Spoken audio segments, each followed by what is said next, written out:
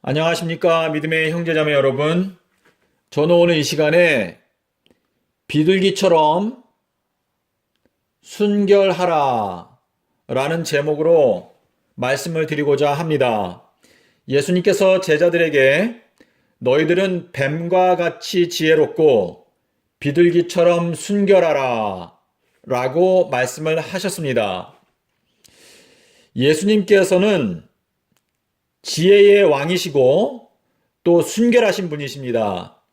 그래서 뱀과 같이 지혜롭고 비둘기처럼 순결하라 이 말씀은 예수님과 같은 예수님을 닮은 사람들이 되어라 라는 의미가 되겠습니다. 그러면 이 비둘기처럼 순결하라 라고 하는 요 명령과 요나의 표적,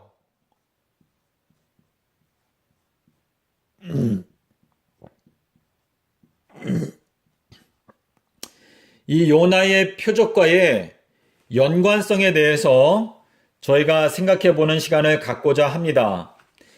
예수님께서 요나의 표적을 말씀하실 때 악하고 음란한 세대,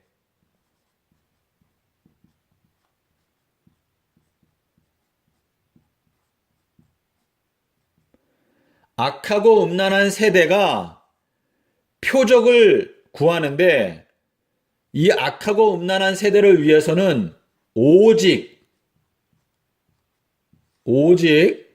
요나의 표적밖에 없다고 그랬습니다.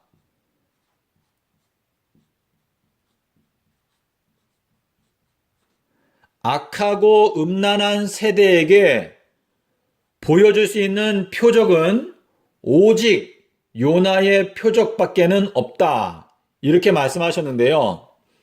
그 말씀은 이 악하고 음란한 세대를 위해서는 가장 지혜롭고 비둘기처럼 순결하신 예수님께서 이 음란한 세대를 위해서 보여줄 수 있는 표적은 오직 요나의 표적밖에 없다 라고 말씀을 하셨는데, 이 요나의 표적은 바로 예수님의 지혜와 예수님의 순결하심을 나타낼 수 있는 표적이라는 것을 말하고 있는 것입니다. 하나님께서 이 요나 선지자를 선택하실 때 이 요나를 선택하셔서 요나를 물고기 뱃속에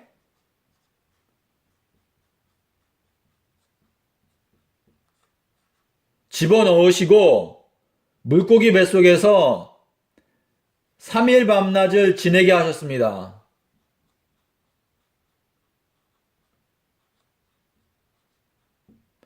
자, 그런데요, 이 요나라고 하는 선지자를 하나님께서 선택하신 이유가 있겠죠. 이 요나라고 하는 요 이름의 의미가, 요 요나라고 하는 선지자의 이름의 뜻이 바로 비둘기입니다. 비둘기. 자, 그러면 악하고 음란한 세대를 위해서 내가 줄 수 있는 표적은 오직 요나의 표적, 비둘기의 표적밖에 없다. 이런 의미인데, 자, 예수님의 생애를 저희가 생각해 보도록 하겠습니다. 예수님께서는요, 일반 시민으로 30년을 지내셨습니다. 그것도 그냥 30년이 아니라 만 30년. 일반 시민으로 만 30년을 지내시고 그 만 30년 후에 침례를 받으셨습니다. 그리고 침례를 받고 물에서 올라오실 때 성령이 비둘기 모양으로 임했습니다.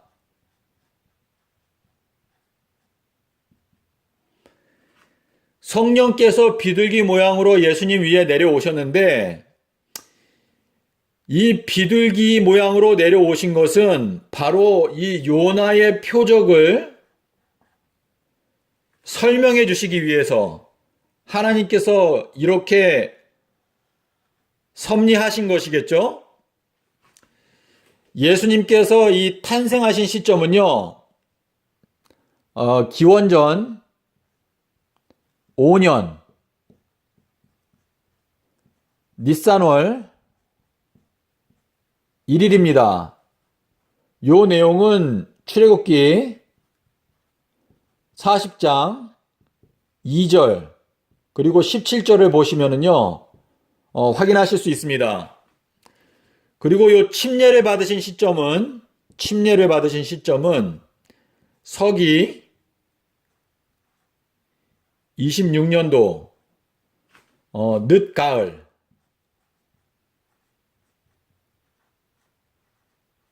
부터 AD 27년 January 요 사이에 예수님께서 침례를 받으셨습니다. 그런데요, 예수님의 생애를 저희가 자세하게 살펴보면 네 가지 측면에서 이 요나의 표적을 보여주셨습니다. 자, 그 내용을 제가 잠깐 말씀을 드리겠습니다. 예수님께서 만 3년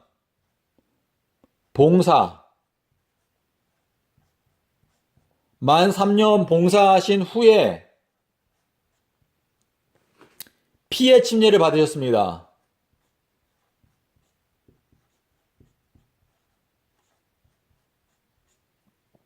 요것도 역시 요나의 표적입니다. 그래서 요것이 첫 번째 요나의 표적, 그 다음에 두 번째 요나의 표적.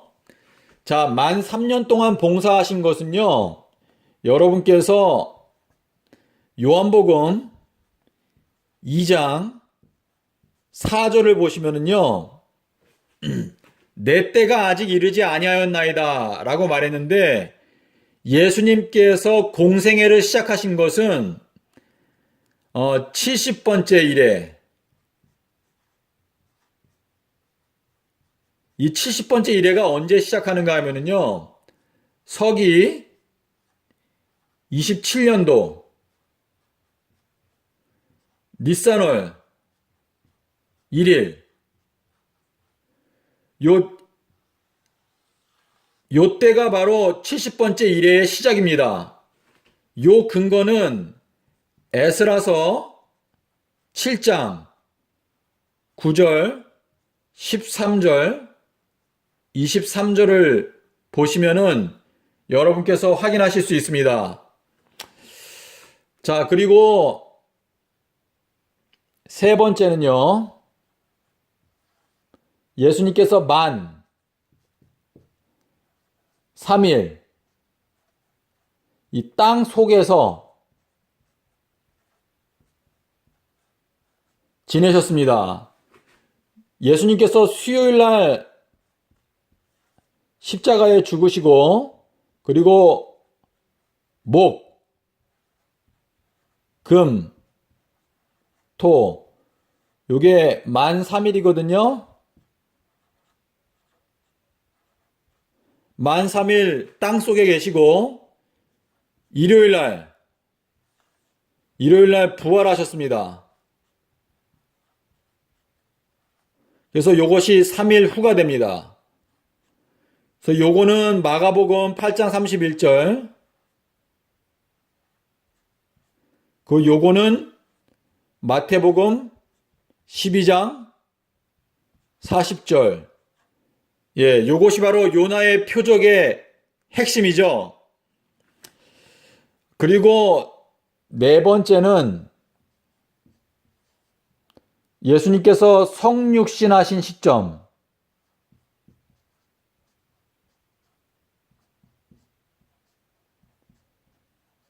예수님께서 성육신 하신 시점부터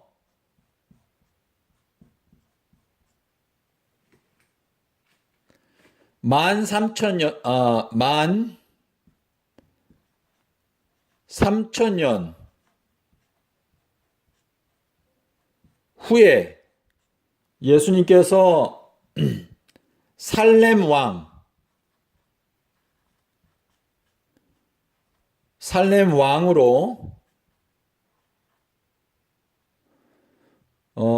다스리기 시작하시게 됩니다.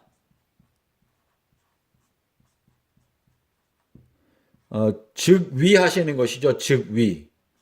자, 여러분, 여기 살렘이라고 하는 것은 여러분께서 아시는 대로 평화.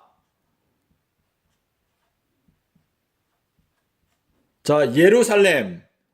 우리가 여기 요 앞에 예루살렘의 왕으로 다스리게 되시는 것입니다. 그래서 여러분, 제가 이제 마무리를 짓겠는데요.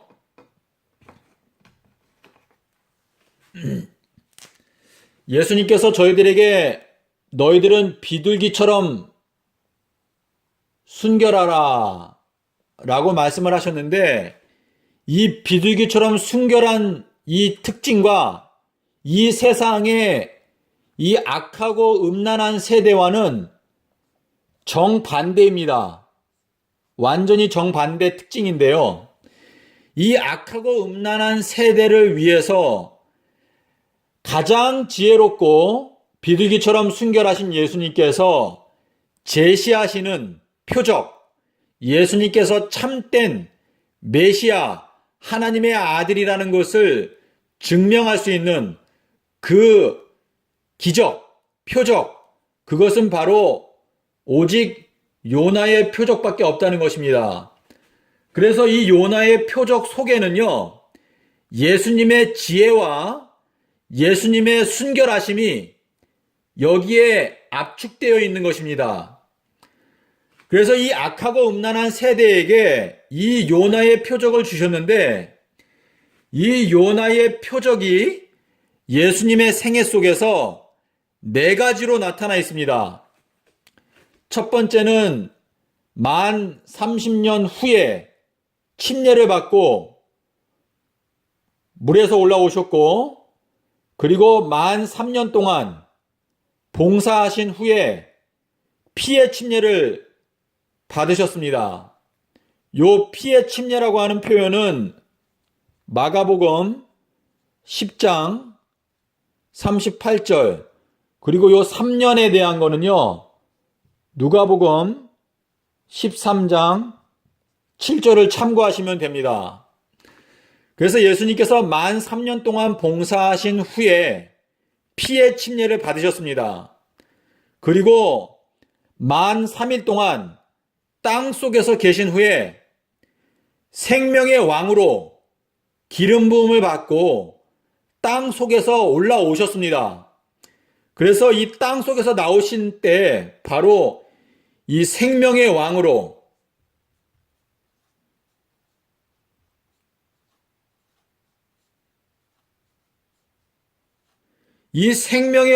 예수님께서 올라오셨기 때문에 주님을 믿는 자들이 부활할 수 있게 되는 것입니다.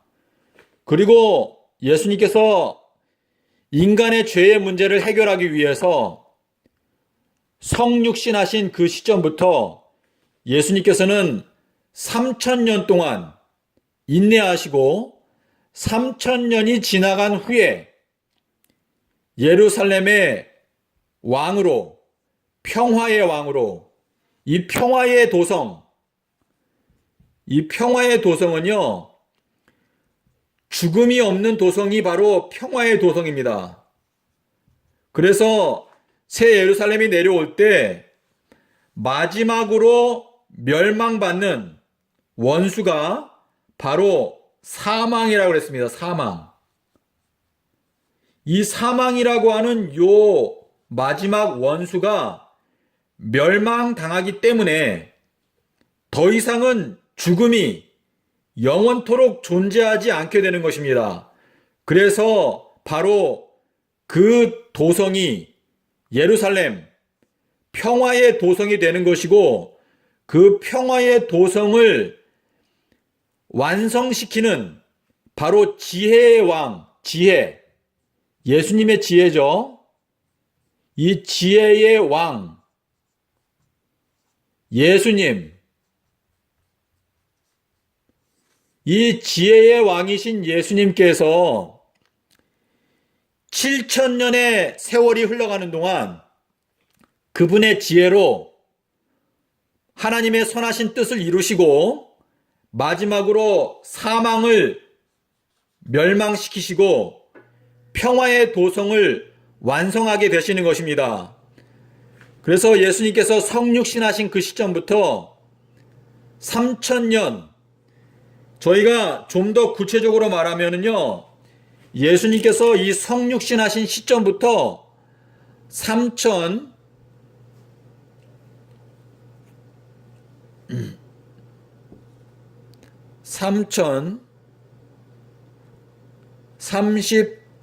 3035년, 네, 요 정도의 세월이 흘러갑니다.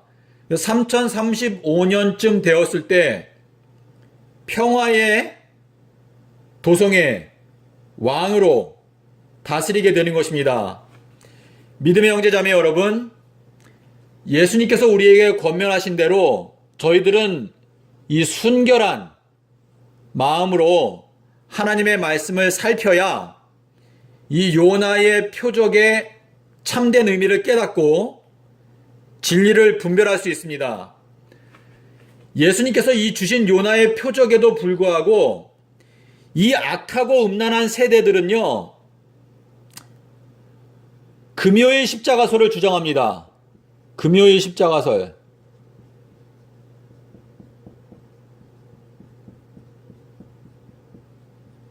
이 금요일 십자가설은 바로 바벨론의 독주입니다. 그래서 이 금요일 십자가설을 믿게 되면은요, 마음 가운데 진리에 대한 확신이 결코 생기지 않습니다. 그리고 이 독주에 취하기 때문에 진리가 올바로 보이지 않고 계속 혼동 속에 있습니다. 그래서 여러분께서 이 요나의 표적은요, 예수님의 지혜의 왕께서 이 고안해 내신 것이기 때문에 요 요나의 표적을 올바로 깨닫기 위해서는 비둘기처럼 순결한 마음으로 예수님의 말씀을 살펴야 합니다. 그렇게 되면 이 예수님의 생애 속에 나타난 이 네 가지 특징들을 저희들이 연구하게 될 때 예수님께서 서기 30년도